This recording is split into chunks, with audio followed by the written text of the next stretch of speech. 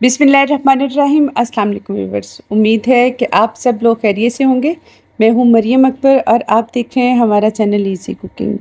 आज की रेसिपी आपके लिए लेके आए हैं हम गुड़ वाले चावल की, जिसे बनाना बहुत ही आसान है और ये बहुत ही परफेक्टली गुड़ वाले चावलों की रेसिपी आपके लिए लेके आए हैं।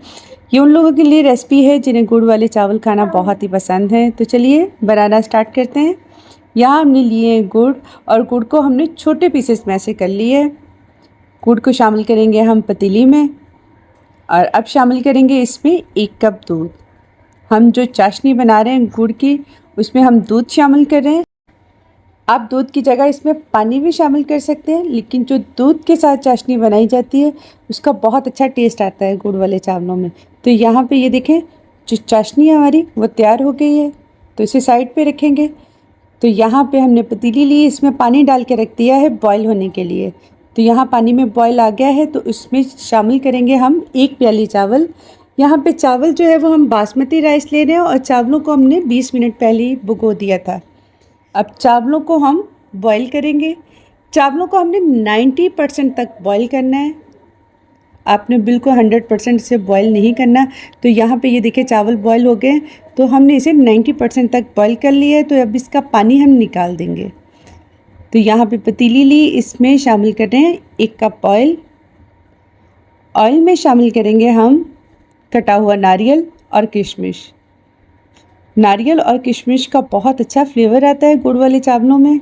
तो यहाँ पे ऑयल में हम इसे 1 मिनट तक नारियल और किशमिश को फ्राई कर लेंगे। तो यहाँ 1 मिनट हो गया था फ्राई होते हुए। तो इसमें शामिल कर देंगे 1 चम्मच सौंफ, और सौंफ को हमने सिर्फ 30 सेकंड तक ड्राई फ्रूट्स के साथ भून लेना है। तो यहाँ पे हमने ड्राई फ्रूट्स को भूनने के बाद इसमें चाशनी शामिल कर देंगे, और चाशनी को हम थोड़ा सा गर्म होने देंगे। तो यहाँ पे चाशनी गर्म हो गई है, तो इसमें शामिल कर देंगे बॉईल किए हुए चावल।